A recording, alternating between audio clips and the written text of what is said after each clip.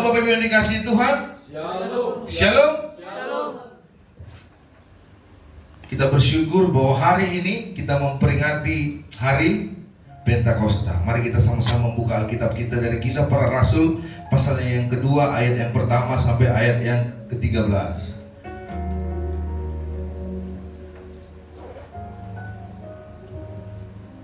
Kisah Para Rasul pasal 2 ayat yang pertama sampai ayat yang ke-13.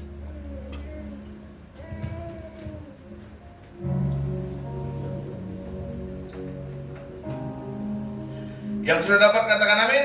Amin. Kita akan membaca secara bergantian Bapak Ibu ayat yang pertama sampai 13. Saya membaca yang pertama, Bapak Ibu ayat yang kedua, begitu seterusnya sampai ayat yang ke-13. Ayat yang pertama, ketika tiba hari Pentakosta, semua orang percaya berkumpul di satu tempat. Tiba-tiba turunlah dari langit suara seperti tiupan angin keras yang memenuhi seluruh rumah di mana mereka duduk. Dan tampaklah kepada mereka lidah-lidah seperti nyala api yang bertebaran dan hinggap pada mereka masing-masing. Maka penuhlah mereka dengan Roh Kudus, lalu mereka mulai berkata-kata dalam bahasa-bahasa lain, seperti yang diberikan oleh Roh itu kepada mereka untuk mengatakannya. Waktu itu di Yerusalem diam orang-orang Yahudi yang saleh dari segala bangsa di bawah kolong langit. Ketika turun bunyi itu, berkerumunlah orang banyak. Mereka bingung karena mereka masing-masing mendengarkan rasul-rasul itu berkata-kata dalam bahasa mereka sendiri. Mereka semua tercengang-cengang dan heran lalu berkata, bukankah mereka semua yang berkata-kata itu orang Galilea? Bagaimana mungkin kita masing-masing mendengar mereka berkata-kata dalam bahasa kita sendiri, yaitu bahasa yang kita pakai di negeri asal kita? Kita orang Partia, Media, Elam, penduduk Mesopotamia, Yudea dan Kapadokia, Pontus dan Asia, Frigia dan Pamfilia, Mesir dan daerah-daerah Libya yang berdekatan dengan Kirene, pendatang-pendatang dari Roma. baik orang Yahudi maupun penganut agama Yahudi, orang Kreta dan orang Arab, kita mendengar mereka berkata-kata dalam bahasa kita sendiri tentang perbuatan-perbuatan besar yang dilakukan Allah. Mereka semuanya tercengang-cengang dan sangat termangu-mangu sambil berkata kepada seorang kepada yang lain, apakah artinya ini? Sama-sama ayat yang ke-13. Tetapi orang lain menyindir mereka sedang mabuk anggur Manis. Bapak Ibu yang dikasihi Tuhan, pada hari ini kita akan belajar sama-sama di bawah satu tema makna dan tujuan adanya hari Pentakosta. Bapak Ibu yang dikasihi Tuhan, dalam perjanjian lama Pentakosta terhitung 7 minggu setelah Paskah. Paskah dalam perjanjian lama adalah keluarnya bangsa Israel dari tanah Mesir. 7 minggu atau 49 hari setelah itu, terhitung setelah hari sesudahnya, pas 50 hari, maka bangsa Israel merayakan, orang Yahudi merayakan Paskah. Paskah merayakan Pentakosta. Pentakosta dalam perjanjian lama adalah ucapan syukur di mana mereka sudah memasuki hari yang terakhir masa penuaian gandum. Itulah asal muasal hari Pentakosta di dalam perjanjian lama. Tapi hari ini kita belajar di perjanjian baru dengan bentuk yang sama, terhitung Pentakosta 50 hari setelah hari kebangkitan Yesus. Karena Paskah di zaman perjanjian baru tidak lagi berbicara tentang keluarnya bangsa Israel dari perbudakan Mesir, tapi keluarnya manusia dari perbudakan dosa. Dan itu terhitung dari kebangkitan Tuhan Yesus Kristus mengalahkan maut. Dan Bapak Ibu, itu tidak ada cocokologi, itu tidak ada dibuat-buat, memang sudah direncanakan Allah seperti itu, dengan bentuk yang sama. Karena Pentakosta di dalam bahasa aslinya Penta berarti 50. Jadi 50 hari setelah Paskah, 50 hari setelah Kristus bangkit, maka muncullah hari Pentakosta. Kalau zaman perjanjian lama Pentakosta berbicara tentang penuaian gandum, maka di perjanjian baru Pentakosta berbicara tentang penuaian jiwa-jiwa baru. Disinilah asal muasal atau dimulainya titik penginjilan Bapak Ibu yang dikasihi Tuhan.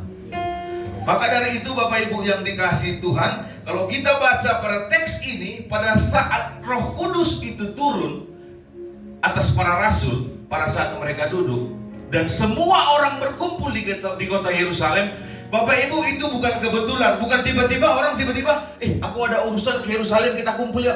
Orang-orang di luar orang percaya, orang media, orang partia, orang manapun, mereka datang ke Yerusalem, gak tiba-tiba datang untuk untuk mengunjungi Yerusalem. Kenapa? Karena Allah itu sudah atur. Allah sudah susun bahwa pada saat Roh Kudus turun, orang-orang dari berbagai daerah akan berkumpul di Yerusalem untuk melihat Roh Kudus itu dicurahkan. Sama-sama kita buka Bapak Ibu dari Yesaya pasalnya yang kedua, ayat yang ketiga. Yesaya pasalnya yang kedua, ayat yang ketiga.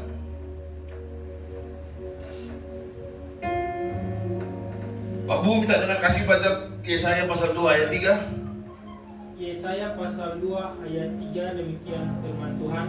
Dan banyak suku bangsa akan pergi serta berkata, mari kita naik ke gunung Tuhan, ke rumah Allah Yakub, supaya Ia mengajari kita tentang jalan-jalannya dan supaya kita berjalan menempuhnya.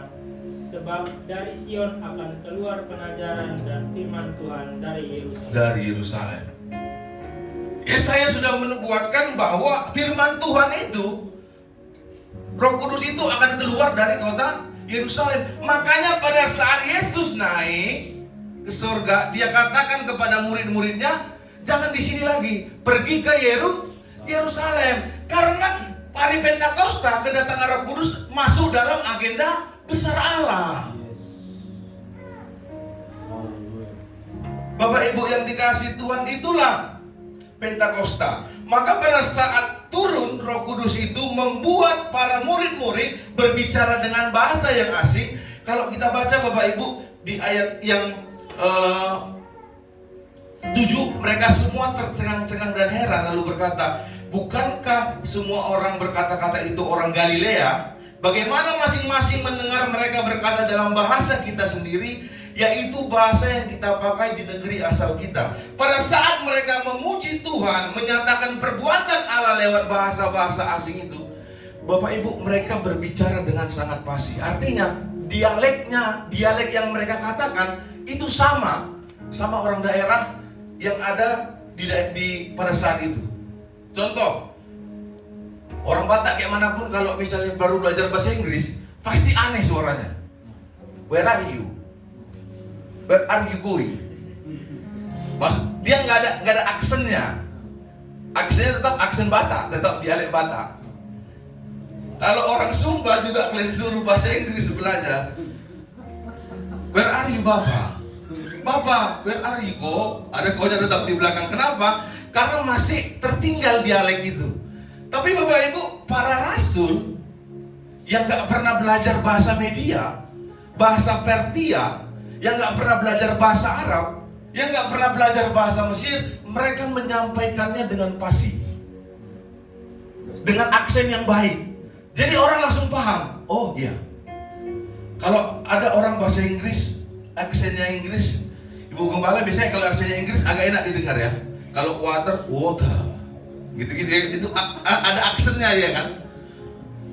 Kalau orang Batak susah. Bapak Ibu, saya punya ponakan namanya Jason, sampai di Tarutung jadi Jason. Ya itu dipengaruhi dialek tadi, karena orang Batak bagaimana ditulis, begitu dibaca. Jadi mereka berbahasa pada saat itu Roh Kudus turun atas mereka, membuat mereka berbahasa dengan fasih. Dialeknya cocok, pas. Makanya mereka heran, tercengang-cengang. Kalau ada orang dari Sumba pakai bahasa Inggris salah-salah, kita biasa aja tuh, baru belajar. Tapi kalau ada orang dari kampung tiba-tiba berbicara bahasa Inggris, aksennya aksen British, pasti kita takjub. Bagaimana mungkin dia bisa aksennya kayak gitu? Kayak mana orang Sumba keluar dari, atau orang Batak keluar dari kampung bilang water. Di mana dia belajar itu gitu loh. Makanya orang tercengang. Begitu juga dalam teks ini, orang bingung, orang tercengang Bapak Ibu yang dikasihi Tuhan. Itulah hebatnya pencurahan Roh Kudus. Sesuatu yang nggak mungkin tiba-tiba terjadi dan membuat semua orang yang hadir di situ menjadi takjub. Makanya Bapak Ibu, karya Roh Kudus itu nggak pernah membuat orang yang melihatnya biasa aja. Karya Roh Kudus itu pasti membuat orang yang melihat dan merasakannya takjub. Itulah kesan pertama saat kita melihat Roh Kudus bekerja dalam diri orang lain. Bapak Ibu yang dikasihi Tuhan, selanjutnya janji Tuhan yaitu turunnya Roh Kudus atas para rasul. Tuhan Yesus menjanjikan turunnya Roh Kudus. Bapak Ibu silakan buka Yohanes 14 ayat 16 sampai 17. Yohanes 14 ayat 16 sampai 17. Bapak Ibu yang terkasih tolong dibaca.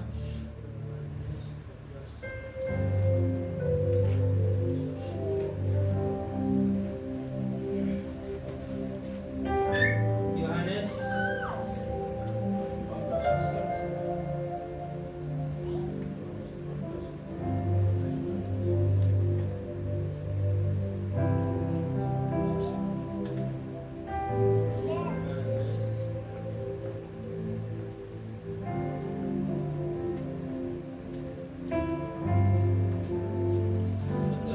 Ayat 16 17. Yohanes 14 ayat 16 sampai 17. Demikian firman Tuhan. Aku akan minta kepada Bapa, dan Ia akan memberikan kepadamu seorang penolong yang lain, supaya Ia menyertai kamu selama-lamanya, yaitu Roh kebenaran. Dunia tidak dapat menerima Dia, sebab dunia tidak melihat Dia dan tidak mengenal Dia. Tetapi kamu mengenal Dia, sebab Ia menyertai kamu dan akan diam di dalam kamu. Bapak Ibu yang dikasihi Tuhan, Yesus janjikan, aku akan minta kepada Bapa untuk memberikan kamu penolong yang lain. Bapak Ibu yang dikasihi Tuhan, dalam bahasa aslinya kata penolong yang lain ini memiliki posisi yang setara sama Yesus, sama yang menyampaikan. Artinya bahwa Roh Kudus yang akan datang ini adalah Roh yang memiliki kesetaraan, yang memiliki kuasa sama seperti Yesus. Artinya dia bukan Roh yang cuma yang sekedar atau kata orang Medan roh ece-ece, tapi dia adalah Roh yang memiliki kuasa, yang memiliki tingkat atau memiliki posisi yang setara dengan Yesus. Maka dalam kekristenan kita percaya konsep ketuhanan kita adalah Allah Tritunggal, yang di dalamnya ada Allah Bapa, ada Tuhan Yesus Kristus dan Roh Kudus sebagai bukan pribadi nomor 3, bukan itu nggak bicara peringkat ya, pribadi yang ketiga, bukan yang nomor 3. Artinya bahwa di dalam satu kesatuan itu ketiga pribadi ini memiliki hakikat yang sama. Jadi penolong yang lain, Roh Kudus yang dijanjikan Yesus adalah Roh yang memiliki hakikat yang sama dengan Dia. Maka Bapak Ibu yang dikasihi Tuhan, makna utama dari Pentakosta adalah turunnya Roh Kudus atas para rasul, sehingga mereka diberikan Tuhan kemampuan untuk berkata-kata lewat bahasa-bahasa orang yang berkumpul pada saat itu di Yerusalem. Ada satu cerita tentang Roh Kudus yang menerjemahkan bahasa dalam satu kisah. Bapak Ibu tahu pendeta Stephen Tong? Stephen Tong pernah diundang khotbah di Rusia. Pada saat itu Rusia masih negara komunis. Jadi Stephen Tong diundang ke Rusia untuk melakukan KKR. Karena negara Rusia komunis, KKR itu harus dilakukan secara diam-diam. Jadi dilakukan di bekas stasiun bawah tanah. Mereka adakan KKR itu. KKR itu diadakan selama 3 hari. Stephen Tong khotbah bahasa Inggris, ada penerjemah dengan bahasa Rusia, dan diberitakan kepada orang-orang yang mengikuti KKR tersebut. Karena pada saat itu Rusia mengalami krisis iman oleh karena komunis berkuasa. Pada hari yang ketiga, penerjemahnya diculik, Bapak Ibu. Penerjemahnya diculik oleh komunis. Sehingga pendeta Stephen Tong bergumul untuk khotbah di hari terakhir. Akhirnya dia datang sama Tuhan, dia bilang, Tuhan, saya cuma bisa bahasa Inggris. Dan saya akan gunakan bahasa Inggris sebagai pesan untuk saya mengkhotbahkan pesan Tuhan kepada orang-orang yang mengikuti KKR itu. Akhirnya Stephen Tong khotbah menggunakan bahasa Inggris, Bapak Ibu, selama 1 jam, hampir 1,5 jam. Bapak Ibu, setelah selesai acara itu, ketua panitia yang mengadakan KKR itu mendatangi Stephen Tong, dia salam, dia bilang, kalau kami tahu bahasa Rusia Bapak tadi sebagus itu, ngapain kan kita pakai penerjemah? Saya masih merinding dengar sampai hari ini. Kalau kami tahu bahasa Rusia Bapak sebagus itu, ngapain kita pakai penerjemah? Bapak Ibu yang dikasihi Tuhan, Roh Kudus itu menolong untuk menerjemahkan bahasa itu, untuk dipahami dan dimengerti oleh orang-orang yang hadir pada saat itu. Jadi Bapak Ibu yang dikasihi Tuhan, kalau ada yang bilang karya Roh Kudus berhenti di hari Pentakosta pada hari ini, Bapak Ibu, karya Roh Kudus terus berjalan sampai Tuhan Yesus datang. Maka Bapak Ibu yang dikasihi Tuhan, yang kedua, makna Pentakosta adalah titik awal dimulainya masa penuaian. Bapak Ibu, waktu Yesus mati, Petrus dan murid-murid yang lain gak ada yang berani keluar. Mereka semua sembunyi ketakutan. Mereka semua khawatir. Mereka semua merasakan rasa takut yang luar biasa. Tidak ada yang keluar untuk menyampaikan bahwa Yesus sudah bangkit. Tapi setelah Pentakosta, Bapak Ibu, setelah Roh Kudus itu turun atas para rasul, penginjilan dimulai. Para murid, para rasul akhirnya menyampaikan bahwa Kristus Yesus yang disalibkan itu sudah bangkit. Akhirnya mereka menyampaikan kepada banyak orang, kepada semua suku bangsa. Mereka diberikan keberanian untuk berdiri dan berkata bahwa Yesus Kristus adalah Tuhan dan Juru Selamat. Itulah dahsyatnya Bapak Ibu, orang yang ketakutan. Petrus, saking takutnya Petrus waktu itu sampai dia bilang, aku gak kenal orang itu. Waktu Yesus disalib dia bilang apa? Aku gak tahu siapa dia. Bahkan ketiga dia mengutuk lagi dikatakan, aku gak kenal orang itu. Tapi Roh Kudus membuat orang pengecut itu menjadi seorang yang berani. Sehingga Bapak Ibu, titik awal dimulainya masa penuaian.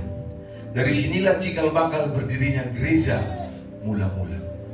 Dari sinilah cikal bakal berdirinya gereja yang saat ini kita pakai, kita beribadah dengan model dan metode hari ini. Semuanya berawal dari sini Bapak Ibu. Ada Pentakosta ini. Maka Bapak Ibu yang dikasihi Tuhan, Kisah Para Rasul 2 ayat 41.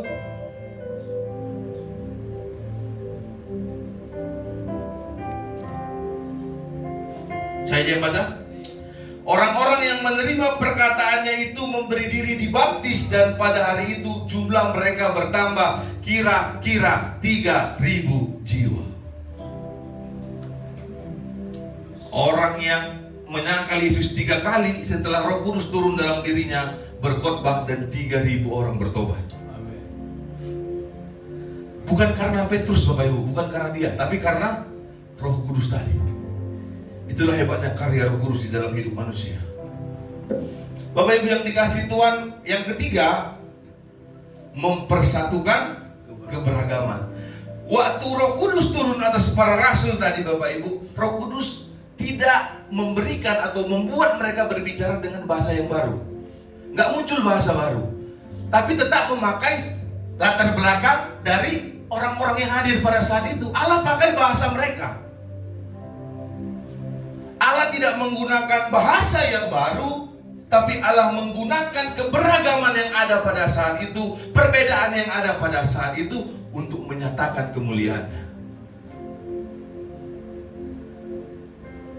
Maka Bapak Ibu yang dikasihi Tuhan, seringkali Pentakosta menjadi hari yang kadang mungkin gak dirayakan besar oleh banyak orang. Tapi Bapak Ibu, Pentakosta adalah hari raya yang besar, yang dimana kita patut bersyukur Karena Roh Kudus yang dulunya bekerja kepada orang-orang tertentu, hari ini Bapak Ibu, Roh Kudus bekerja secara universal kepada seluruh orang percaya. Amin. Kepada Bapak Ibu dan saya. Maka Pentakosta menjadi satu hari atau satu gerakan yang membuat Bapak Ibu yang dikasih Tuhan hari ini kita menjadi warga gereja. Kita diberikan kita diberikan tempat, kita diberikan waktu, dan kita diberikan kesempatan untuk memuji Tuhan. Bapak Ibu yang dikasihi Tuhan, Pentakosta pada dasarnya berbicara tentang bagaimana karya Roh Kudus bekerja dalam diri manusia. Itulah inti tertinggi dari Pentakosta. Maka Bapak Ibu, Roh Kudus yang dicurahkan pada saat itu memiliki tujuan yang pertama, memimpin manusia kepada pertobatan dan kebenaran. Karena Roh Kudus itu menginsyafkan kita. Jadi Bapak Ibu, kalau mau berbuat dosa tapi ada satu hal dalam hatimu yang mengganjal engkau, mengingatkan engkau, bersyukurlah. Amin. Karena masih ada Roh Kudus di dalam hatimu. Bukan roh halus. Tapi kalau akhirnya kau melakukan dosa, mencuri, menjelekkan orang, tapi kau nggak merasa bersalah, itu roh halus Bapak Ibu. Hati-hati. Karena kau nggak merasa bersalah akan itu. Maka Bapak Ibu yang dikasihi Tuhan, Roh Kudus memimpin manusia kepada pertobatan dan kepada kebenaran. Pertobatannya kapan Pak Pendeta? Setiap hari. Setiap hari kau perlu bertobat. Setiap hari kau, pikiranmu, hatimu udah rusak oleh karena dosa. Maka Roh Kudus diturunkan Allah supaya Roh Kudus itu akhirnya kau yang tadi mengikuti keinginan dagingmu, kau menjadi mengikuti keinginan Roh Kudus. Karena Roh Kudus dan kedagingan dan hal-hal yang bersifat duniawi, seperti yang dikatakan dalam Yohanes tadi, pertentangan. Dunia gak suka sama Roh Kudus Bapak Ibu. Dunia tidak mengenal apa itu Roh Kudus. Roh Kudus hanya dikenal oleh orang-orang yang percaya kepada Kristus. Amin. Yohanes 16 ayat 8.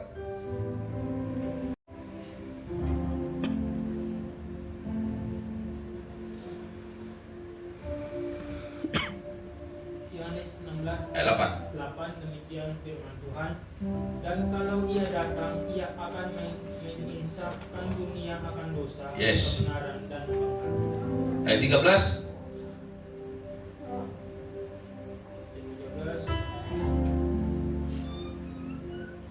Ayat 13, demikian firman Tuhan.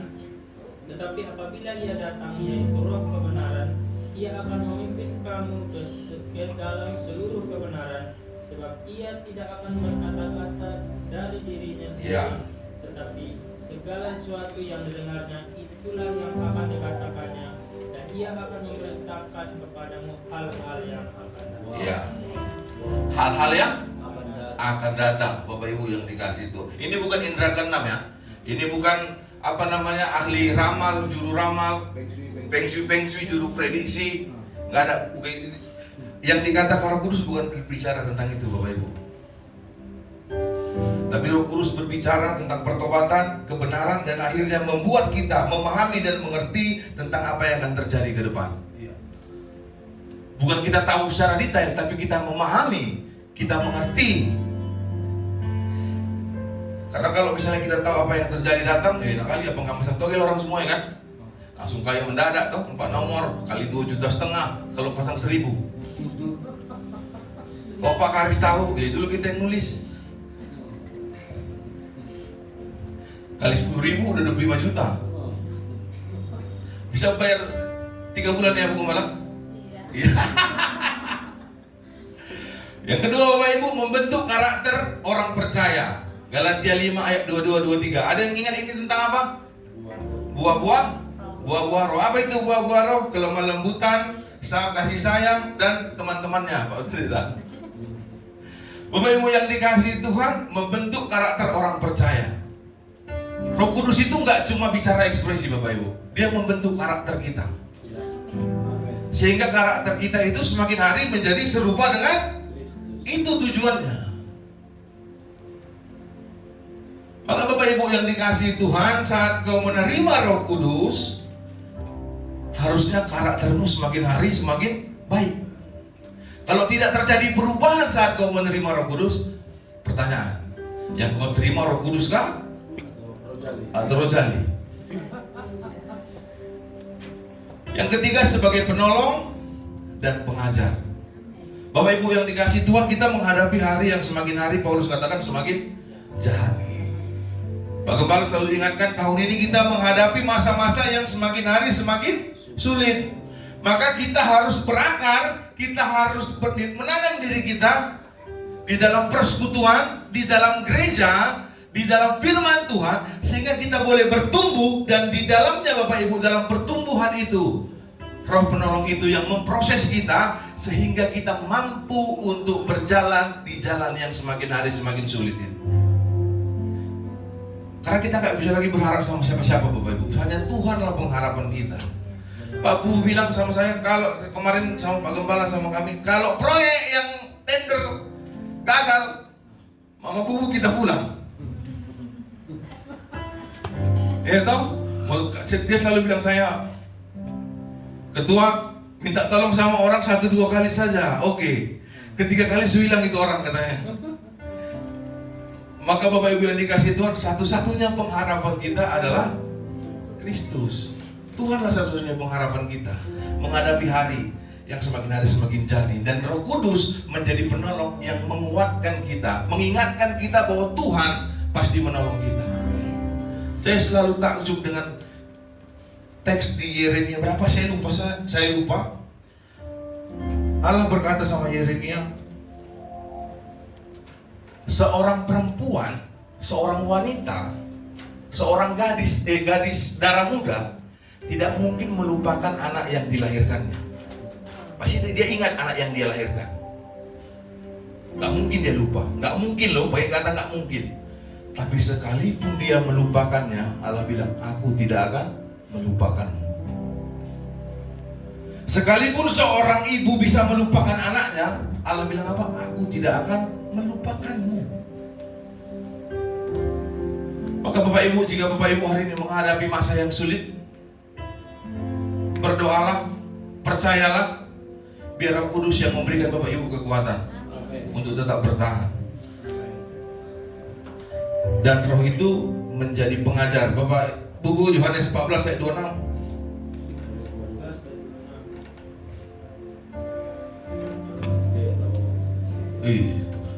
Dia bisa masuk STI Bapak Ibu, ngambil kuliah malam. Yohanes 14 ayat 26, demikian firman Tuhan. Tetapi penghibur yaitu Roh Kudus yang akan diutus oleh Bapa dalam namaku, dialah yang akan mengajarkan segala sesuatu kepadamu dan akan mengingatkan kamu akan semua yang telah kukatakan. Mengajarkan dan mengingatkan, mengajarkan dan mengingatkan kita untuk baca Alkitab yang pertama Bapak Ibu. Kayak mana kamu mau ingat apa yang Tuhan bilang kalau nggak baca Alkitab? Maka saya selalu bilang ada pendeta Bapak saya pernah khotbah. Minggu depan kita khotbah dari Lukas pasal yang 16. Jemaat bilang, siapa pendeta? Pas Bapak saya berdiri lagi, sudah baca Markus 16? Amin. Semua teriak amin. Markus cuma sampai 15 Bapak Ibu. Enggak ada Markus 16. Tapi dengan bangganya bilang semua amin. Maka Bapak Ibu yang dikasihi Tuhan, baca Alkitabmu. Pagi-pagi bangun. Saya mau tanya, tolong jujur, kecuali Ibu Gembala dan Pak Gembala, siapa di sini yang bangun pagi berdoa? Jujur, angkat tangan. Bangun pagi langsung berdoa. Yang mau tidur berdoa. Kadang-kadang ada orang lupa berdoa mau tidur. Siapa sini yang mau tidur baca Alkitab dulu? Siapa sini yang bangun baca Alkitab? Siapa sini yang mau tidur scroll TikTok dulu? Baru-baru bangun cari HP dulu. Saya selalu bilang Bapak Ibu, kalian bukan Hartono, bukan Khairul Tanjung. Kita bukan Tahir, keluarga Tahir Bapak Ibu yang bangun pagi take HP, harga saham seberapa ya? Indomaret turun kan naik sahamnya. Kita pagi-pagi sok-sok ambil HP, cek ada yang WA aku kan tidak tadi malam tidur ya? Bapak Ibu yang dikasih Tuhan, tolong baca Alkitabmu. Sekarang dunia lebih gampang, ada di sini Alkitab. Masalahnya kau pegang juga gitu loh. Kau pegang ini juga, barang ini. Di dalamnya ada Alkitab, tapi yang kau tengok TikTok. Makanya hati-hati kalau ada orang sering update status ayat Alkitab. Baru dia bilang, ayat ini luar biasa. Kenapa? Karena nggak pernah baca. Makanya tiba-tiba dia dapat, dia bilang, ayat ini luar biasa. Selanjutnya Bapak Ibu. Nah, bagaimana pribadi yang dipenuhi oleh Roh Kudus? Yang pertama, berani menyuarakan kebenaran. Seperti yang dilakukan Petrus. Dia berdiri, bisa aja dia dilempari batu. Bisa aja dia dilempari batu pada saat dia berdiri dan berkhotbah di Serambi Salomo. Tapi apa dia takut? Enggak. Kenapa? Karena Roh Kudus itu, dia yang pribadi yang dipenuhi Roh Kudus pada saat itu memberikan dia namanya keberanian.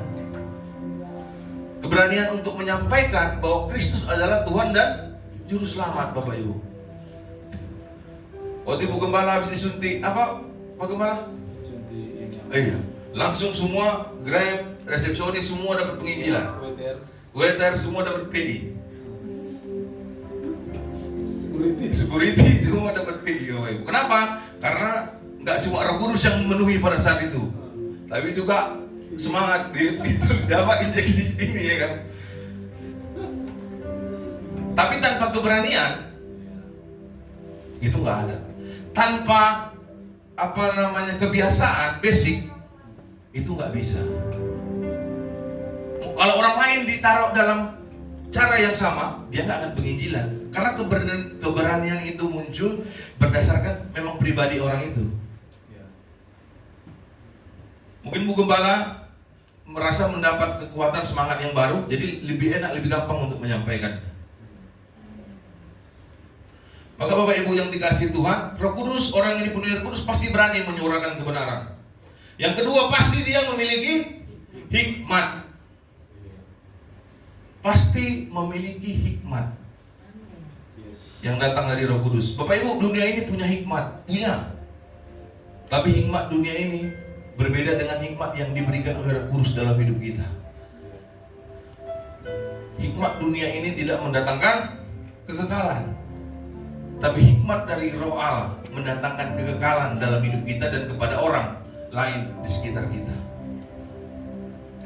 Lukas 12 ayat 12 Pak Bu. Itu siap-siap Pak Bu.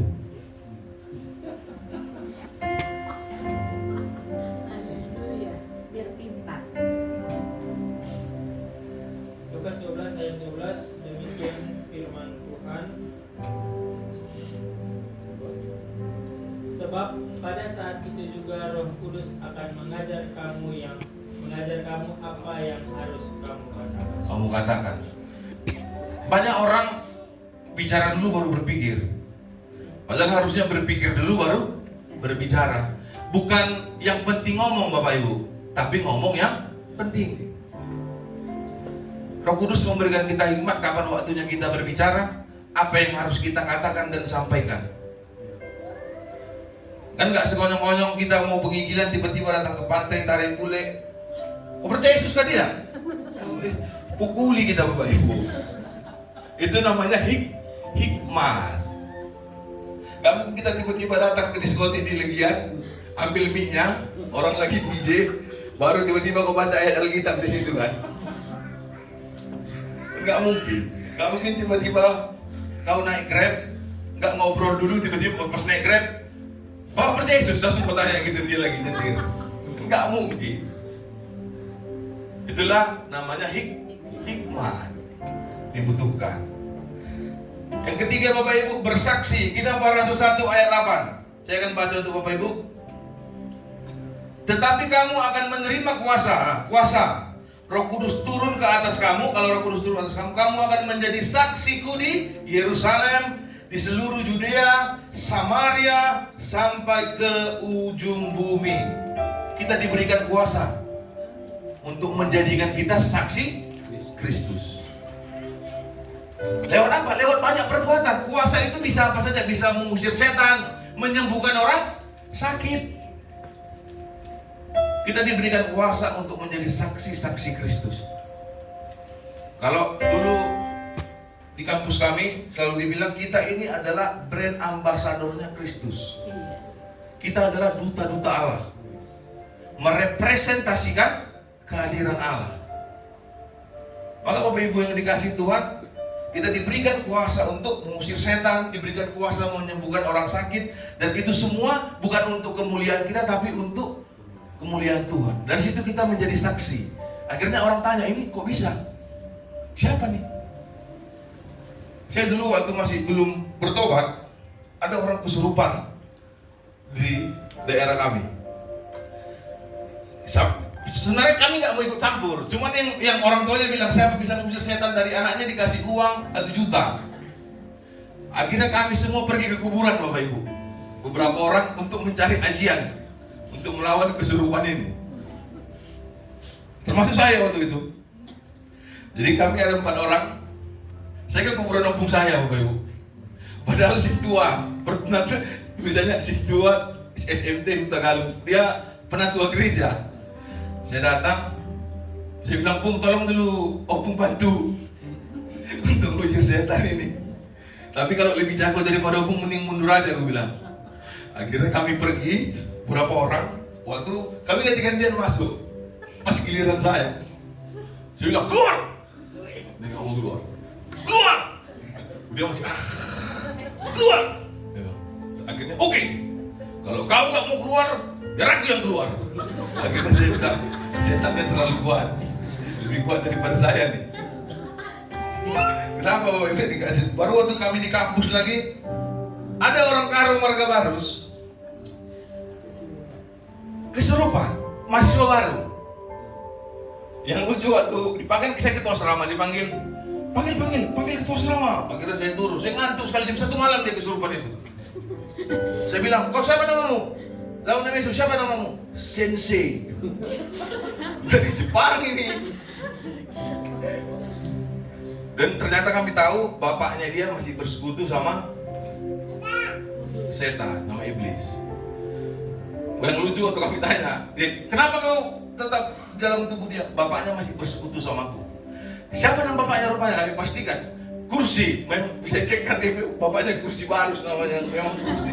Waktu dia bilang kursi, kami nggak ada yang percaya.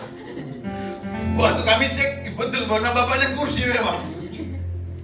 Tapi pada saat itu Bapak Ibu, kita menyanyi.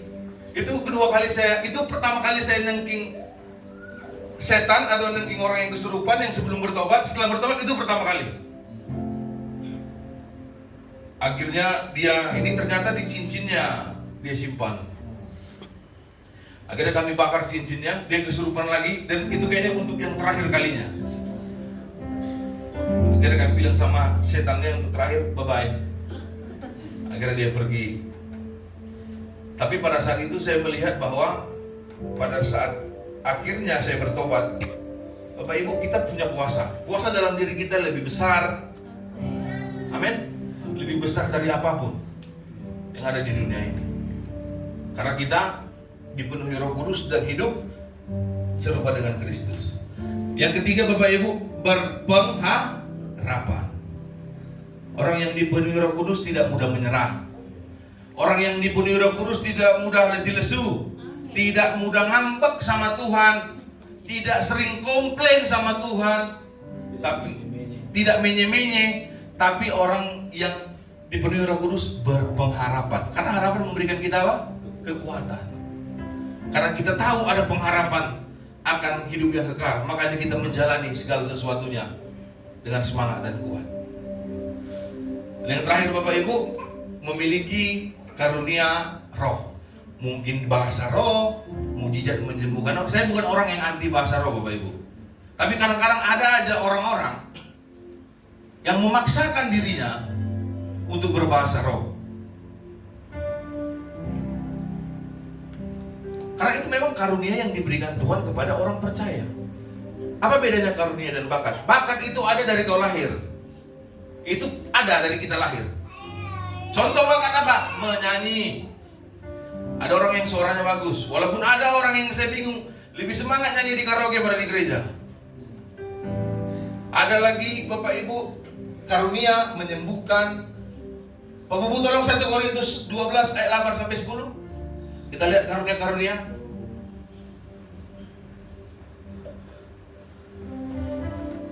1 Korintus 12 ayat 8 sampai Yes. 10.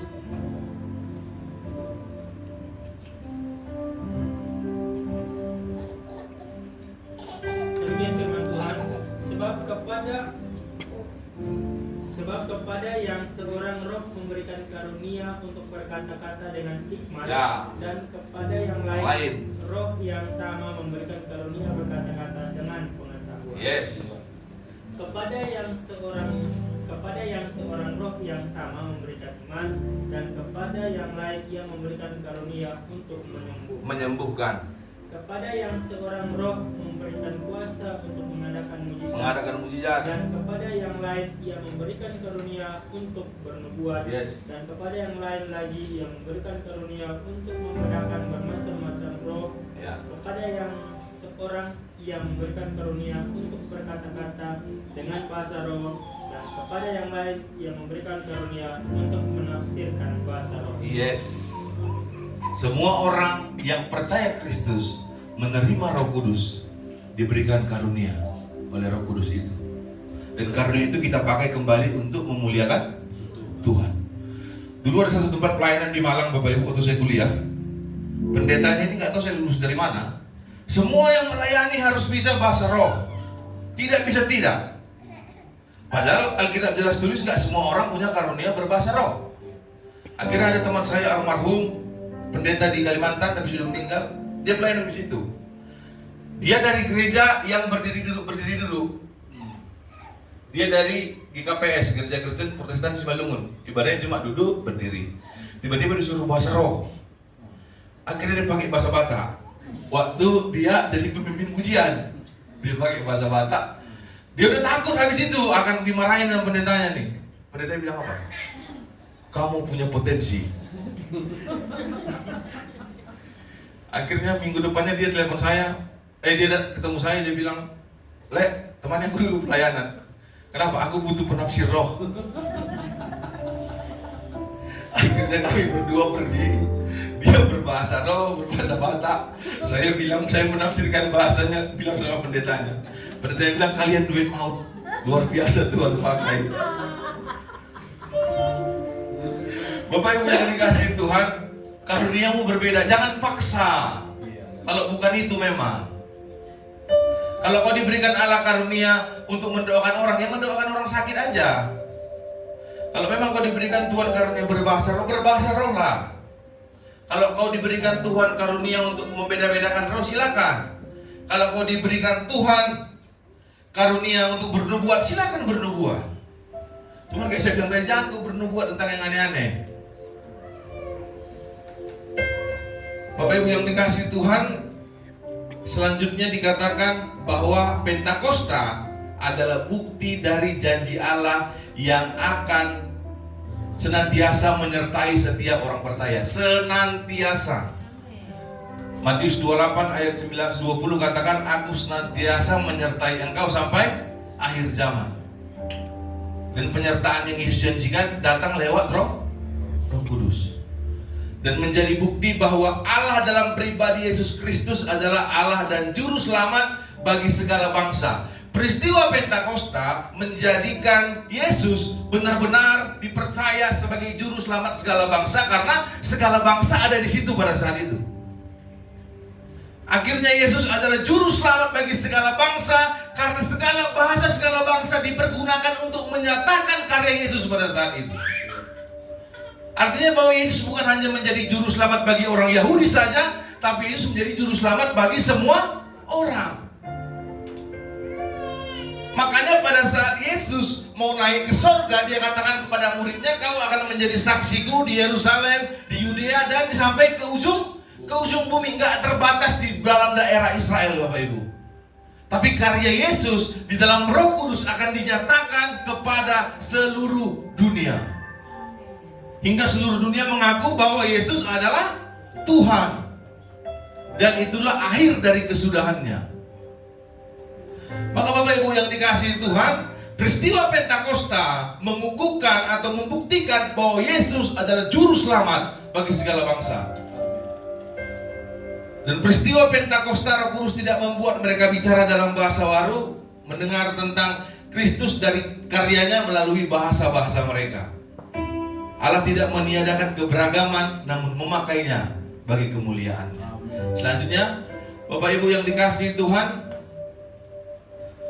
J.I. Packer pernah bilang bahwa karya Roh Kudus bukan sekedar menghasilkan sensasi atau euforia rohani, tetapi lebih kepada transformasi hidup yang semakin hari semakin serupa dengan Kristus. Itulah tujuan kita. Roh Kudus menuntun kita, menolong kita, mengajar kita, memimpin kita untuk semakin hari semakin serupa dengan Kristus.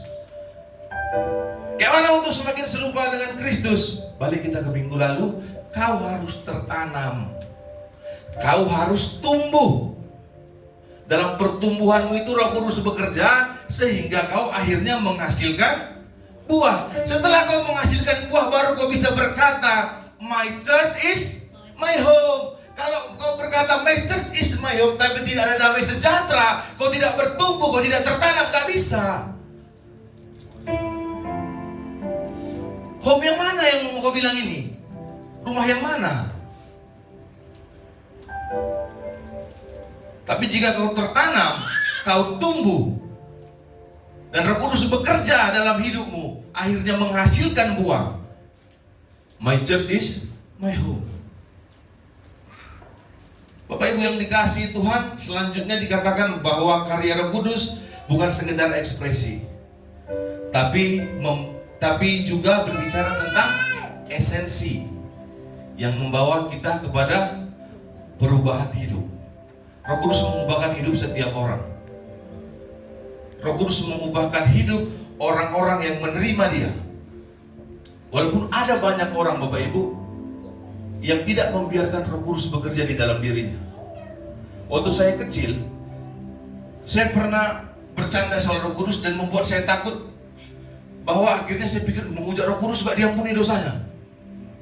Saya masih gak bisa tidur memikirkan itu. Saya mau tanya sama orang, gak enak. Mau tanya sama bapak saya, nanti dikira saya pura-pura rohani. Akhirnya pada saat saya mau sekolah teologi, saya tanya bapak saya, apa itu dosa mengujar Roh Kudus, Pak? Saya bilang. Baru saya ceritakan pengalaman saya. Baru bapak saya bilang, kalau kau masih rasakan bersalah, kau ketakutan karena kau bercanda soal itu, berarti Roh Kudus masih ada dalam hatimu, bekerja. Mengujar Roh Kudus artinya bahwa Roh Kudus sudah mengingatkan engkau berkali-kali, tapi kau nggak mau dengar. Tapi hatimu masih bebal. Contoh, Fir'aun sudah berkali-kali, tapi dia tetap mengeraskan hatinya.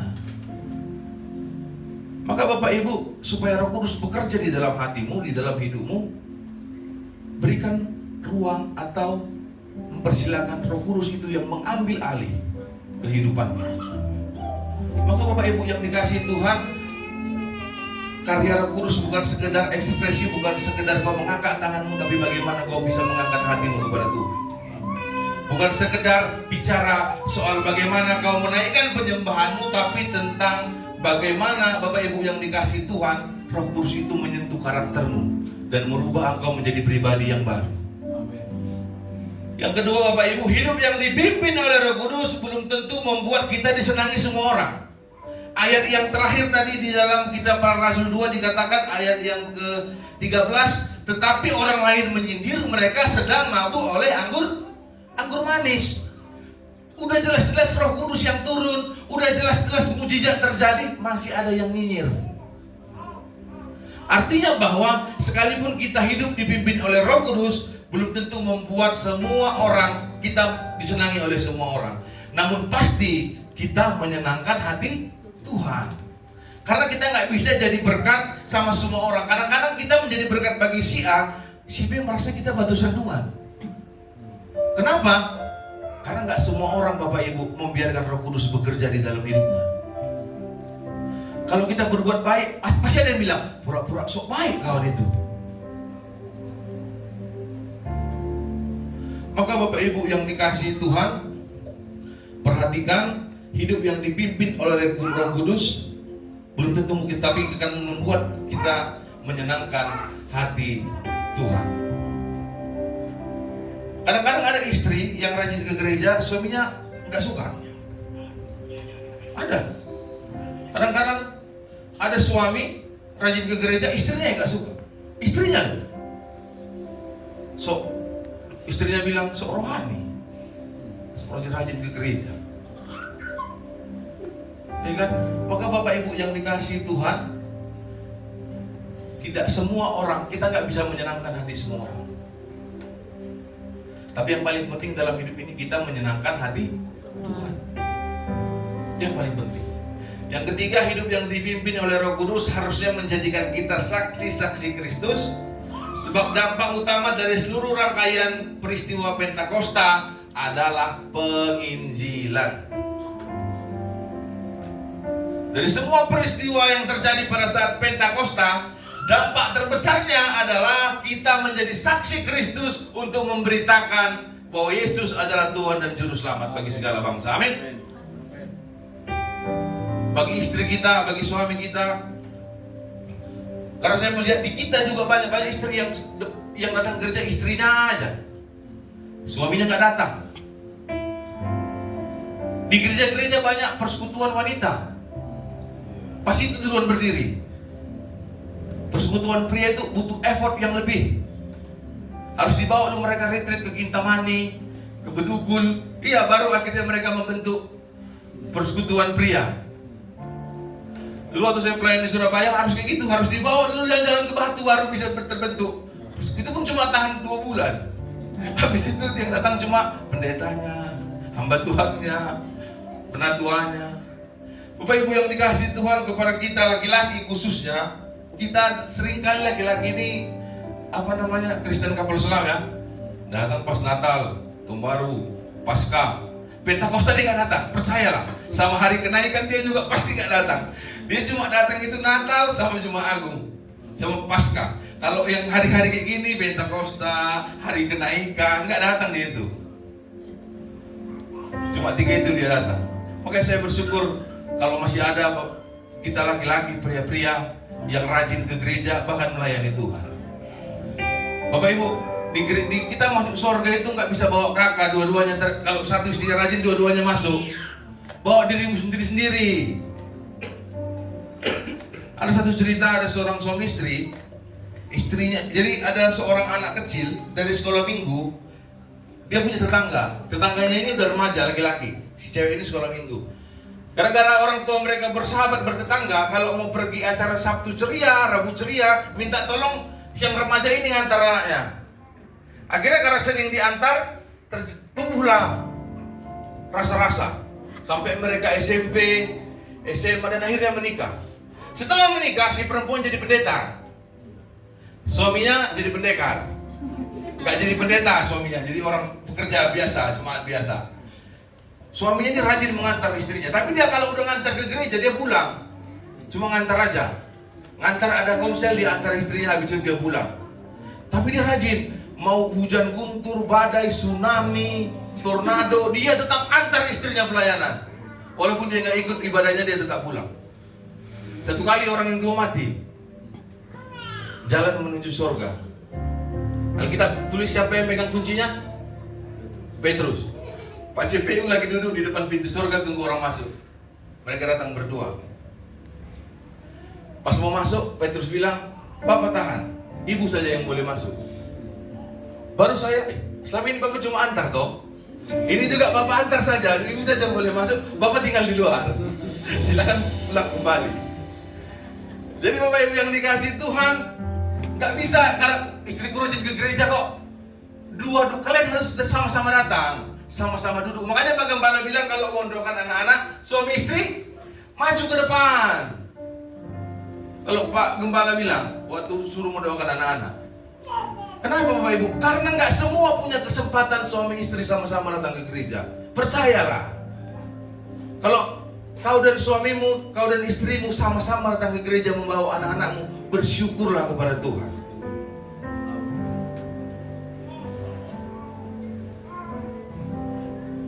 Maka Bapak Ibu yang dikasihi Tuhan,